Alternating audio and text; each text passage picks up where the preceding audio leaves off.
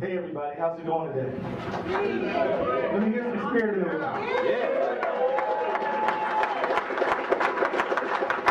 Well, let me tell you, we're on live radio today, so when we go on, we need to hear from you guys out there, because this topic that we're talking about is so important, so crucial, so critical to the strength and the health of the American working people that we can't afford to let anybody out there listening to think that we're not jazzed about this thing, right? So this is critically important, because when this issue comes up for a vote in the United States House of Representatives and in the United States Senate, most of the people voting will not have been in a union in their life. But we need them to know, no matter whether you've been in a union or not, we know that being in a union will likely get you a 30% higher pay in your paycheck every couple of weeks. We know that if you're a union member, you have a much more higher likelihood of having a pension. We know that if you're a union member, you probably will have a health care plan that you can rely on, where the co-pays don't necessarily go up and up and up every few years. We know that it is the union movement in this country that has strengthened and made the middle class.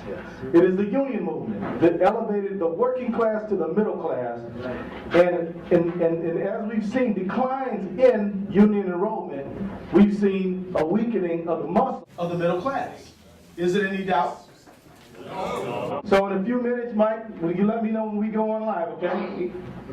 You're already on live. We've been on live, okay? Okay, well, since we've been on live, let everybody who's out there listening know that we're glad to be here at this church.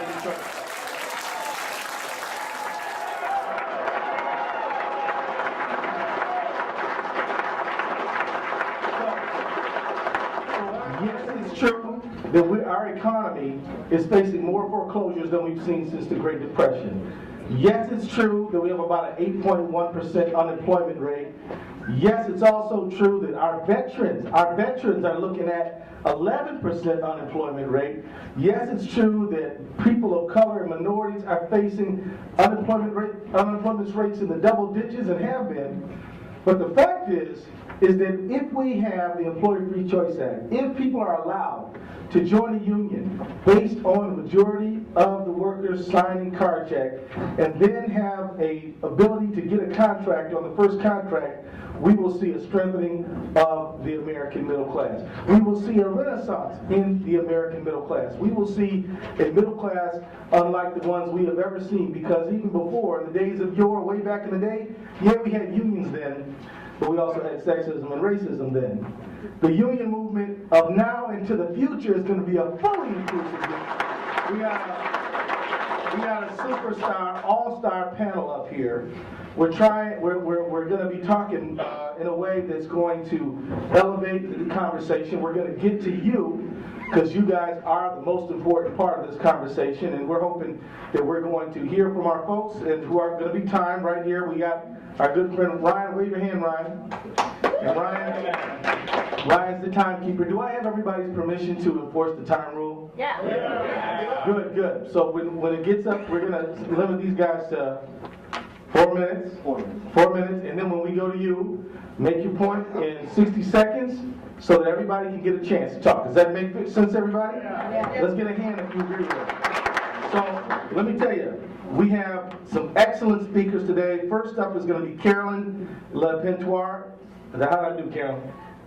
Fairly good. Okay, Carolyn's of SEIU Local 26. She's a member.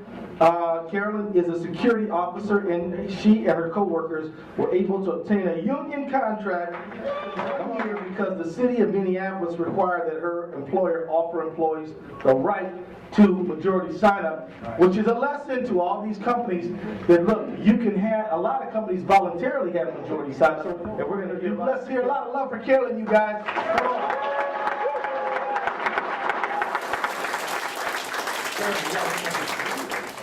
And what you have to say is worth listening to. Is that right? That's right.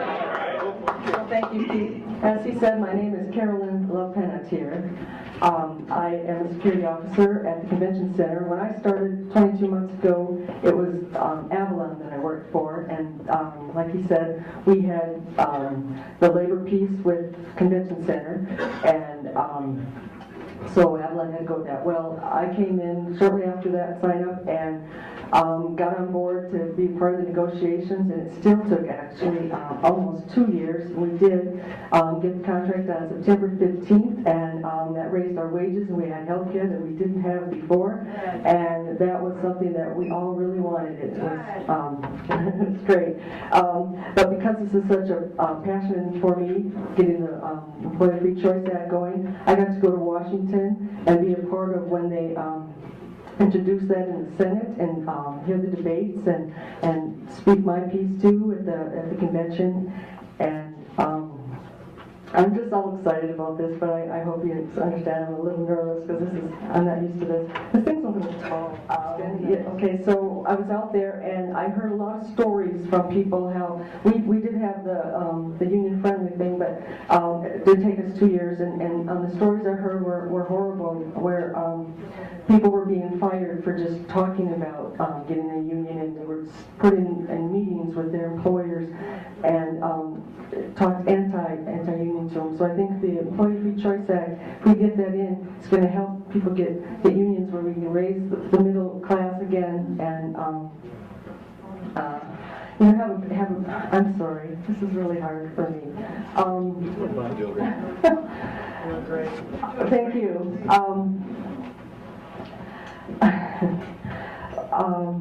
Some people were even injured on their job, and the employers wouldn't take care of them. This is it's just really so exciting that so many people want to be involved in this and that we can keep this rolling. And I'm going to keep out there and fight. Hopefully I don't have to do too many more speeches because this is hard for me, but I'm going to get out there and do what I can to keep this Employee Free Choice Act going, because I think it's what we need in this country. Thank you.